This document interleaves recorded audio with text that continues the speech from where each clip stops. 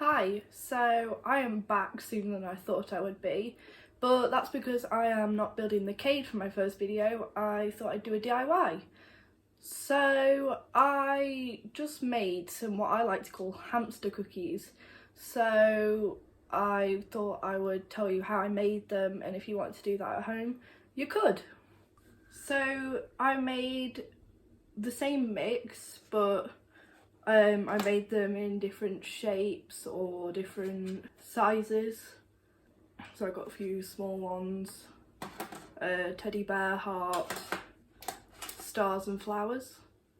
But if you were going to make these, you can make them however you want.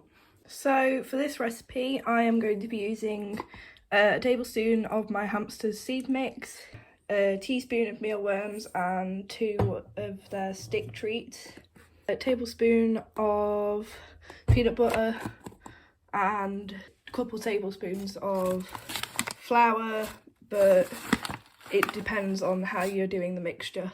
I'm also going to be using raisins, don't use too many though, and cherries, make sure they're seedless. And last thing I'm going to be using is water.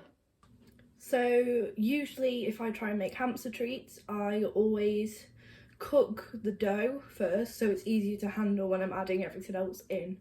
So I am going to add a tablespoon of water. So now it's time for the flour. I'm going to put 1 tablespoon in, mix another, and then maybe about half.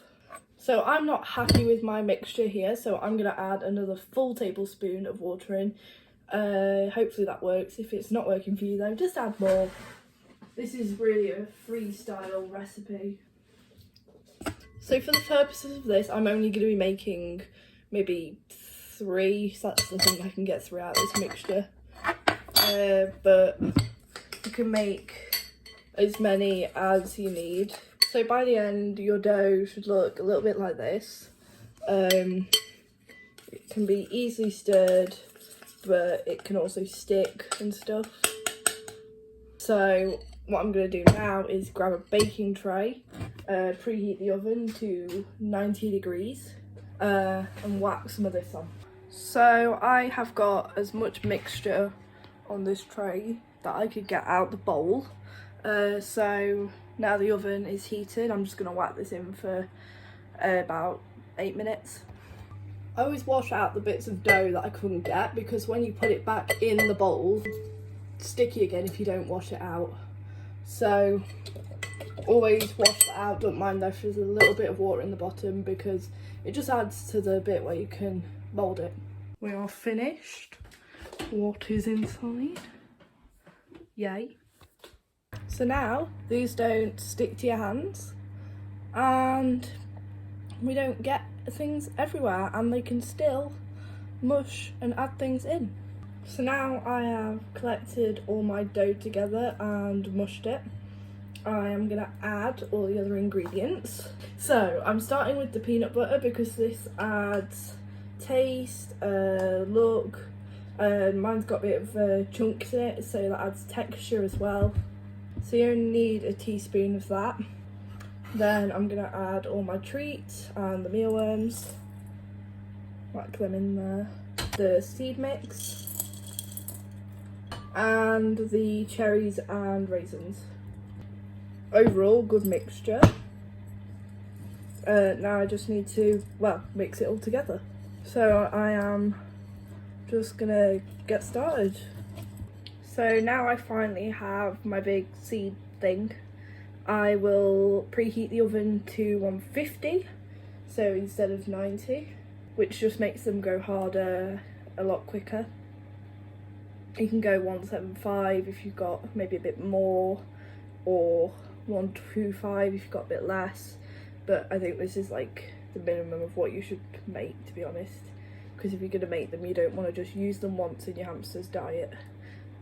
So I am now going to use my tray to make these into like little balls and stuff. I'm not going to cut them up again because not everyone has shapes, and also sometimes this can be a little easier for hamsters to eat. These look a lot better than the original Hamster Treats I made, so I'm quite happy about that. So I have fully crafted my little treats and my oven is heated, so I'm going to whack these in for 15 minutes.